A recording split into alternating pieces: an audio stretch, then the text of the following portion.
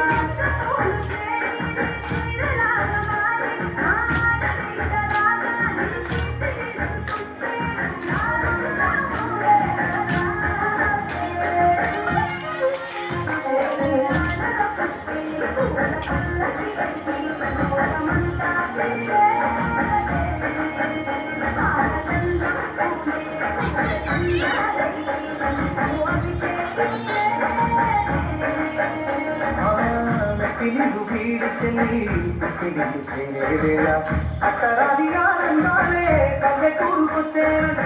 పట్టణాలు వీడిగను కొత్తమూరు చేరైతది పిల్లవాడి బండగను కన్నడిగ మారేది బతుకు పండుగను